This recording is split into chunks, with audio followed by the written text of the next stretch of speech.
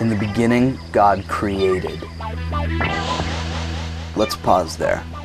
In the beginning, God created.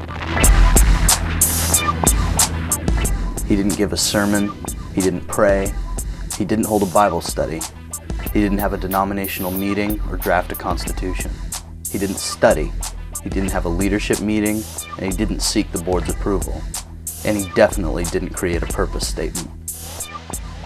He created. He is, after all, the creator. It's his job. He creates substance out of thin air. He fashions the very thin air itself. The seas, the skies, the oceans, the trees, the animals, flesh from thought, leaf from stone, water from earth, and people from dust. People from dust. That particular creation was unique, special, created in God's image for communion with the Creator. In the Creator's image, people were created. If we exist in the image of the Creator, are we not to create ourselves? Creation is art, and art is creation. If the Creator himself began the process of art and creation for us, then the Creator has lordship over the arts, ownership of the discipline that has delighted and mystified mankind since he first breathed life in the garden. God is in the artistic details. God's presence in our lives defies words. It belies description. His love for us stretches beyond the infinite. His wisdom flies beyond the stars. His intricacies, uncountable. His majesty, boundless. How could such a partnership be explained with mere words, with study, and with intellect alone? A symbiosis so cinematic must be attended to with art.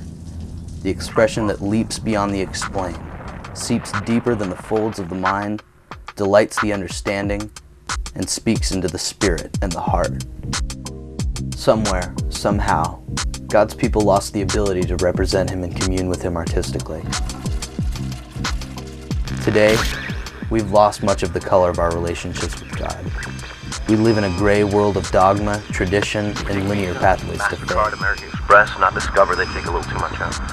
But when God saves someone, He invades and saves them entirely, frees them from the shackles of fear and narrow-mindedness. God saves the soul, not just the mind. The church has grown to fear the arts, to suspect them of undermining the message of truth.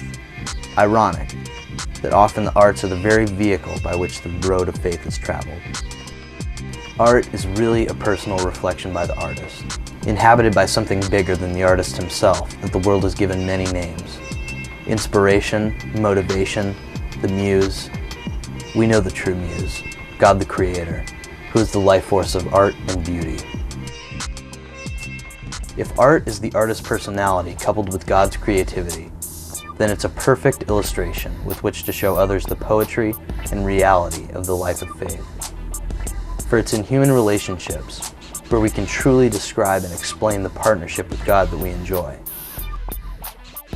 In the future, art and expression must be part of our language once again, our dialect, our vernacular.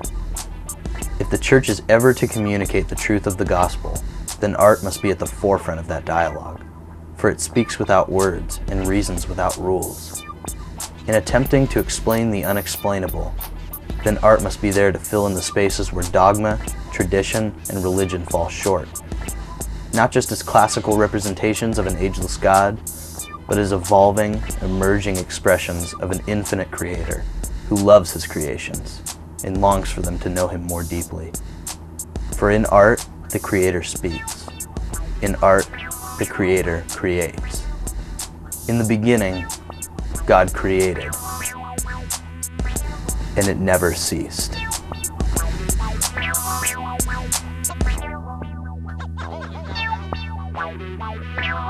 Wow.